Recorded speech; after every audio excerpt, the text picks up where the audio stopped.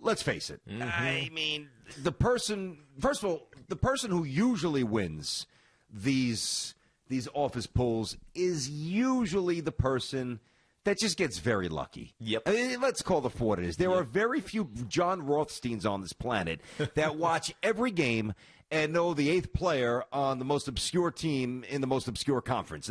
We don't even know that, not even close. So it's a form of camaraderie. Yeah, get a chance to win a few bucks, talk a little smack at the office. But let's face it, most years it's a bit of a dart throw for most people. This year, it's a blind dart throw. Yeah, this was tough. I mean, I tried to. Now we're talking about our brackets now in the Tiki and Tierney bracket challenge. I hope that all of you entered. I know that I entered, and as I was going through this last night, BT, trying to catch up on the first 4 and. Think not that I had those guys making any impact, but it was still in my mind. And I'm thinking, well, maybe we're going to get some upsets this year. So how can I do this rationally? Okay. I could not find a rational way to do it. Like I couldn't think of, okay, well, this team's strength of schedule was, but that didn't mean anything because they didn't play any out of conference. I mean, it was so hard this year.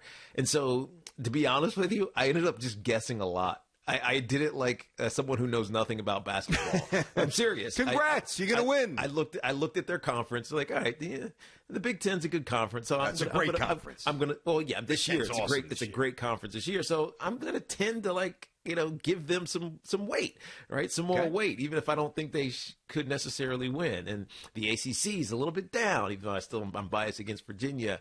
So my bracket is kind of all over the place for reasoning. And so when you see some of the upsets that I have, it's going to be like, why did you pick that? For no reason. Yeah. And I think that's how a lot of people are going to do it this year. Hey, let me tell you something. No reason this year is actually a good reason. That's right. In a lot of these situations, it's the only reason. Because, the way my college basketball seasons go, I do St. John's. So I am, up to my neck in the Big East, and I've got, a great feel for all these teams. Now the Big East is down, and because Georgetown won the Big East tournament, there's 4 teams. Otherwise, there only would have been depending upon if Seton Hall or St. John's won another game, maybe you would have had 4 for sure, or maybe even Xavier. But there's 4 teams, and it's not a potent Big East this year. So I say that because that's my wheelhouse. That's my runway. I get paid to do Big East stuff. But I love basketball. So I love watching Tiki's Virginia Cavaliers. Like everybody, I love watching Duke and Carolina. I love some of the SEC action. The Big Ten, to me, is must-watch. Like all these Sunday afternoon Big Ten matchups on CBS, I mean, I've inhaled them. But what I don't have this year, I don't have that usual database of watching – a lot of higher-profile teams from different conferences play each other at the beginning of the year. That's a good point. And that's where I accrue a lot of my data points, my point of reference, where I'm like, okay, so they played that team and they look terrible, or they played that team and they look great and outside of conference. I hear you. Well, but even deeper than that, for sure, that's true. But even deeper, like to watch a game in this, like the Maui Classic. You give an example, the Maui Classic in November, or all these high-profile events at the Garden, Coaches versus Cancer, all these events. And I know we had a few, but usually we have 20 or 30 preseason events. You'll watch a game. You'll become familiar with a player. You'll watch a game for a reason. Then somebody else will jump off the screen, and you'll want to go back to watch that player. And when you do that 2 or 3 times, now you have more than a fundamental feel for their roster, for how they play, and then you can kind of play it out. So just in a more eloquent way of saying it, I did the same thing. I did a lot of guessing. That's exactly what I'm saying. I'm just churching it up a little bit. I guessed I guessed more on this one by far than I've ever guessed in my – I guessed more now than I guessed when I was, 10 years old and they were running the sheets in the schoolyard for $2. Yep. I mean, I just did a lot of guessing. So with that being said, who do you have for your Final Four? Let's hit it up. Who do you got? My Final Four is Gonzaga. Okay. Versus Michigan. So I have the ones going all the way through. On the left side, the east-west of our bracket. And I have Arkansas and Oklahoma State on the right side of our bracket, the Midwest and the South regions. Interesting teams. So Gonzaga, Michigan. So 2 1s, Gonzaga, Michigan, and a 3 and a 4, Arkansas and Oklahoma State. Okay.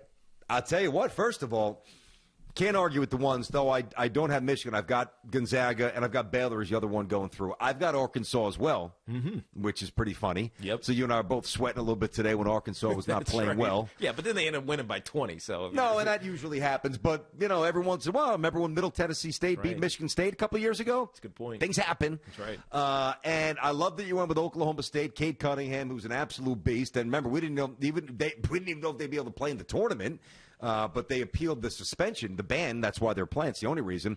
I'm going with USC as interesting. Yeah, as a 6 seed, because every time and it hasn't been incredibly often, but when we've done college basketball, including everything, like not just me referencing a Big East thing or you an ACC or a Virginia thing or a high-profile Big Ten thing, when we've gone a little deeper in the weeds, I feel like I've always said, I think the Pac-12 deserves a little more respect that it's getting this year.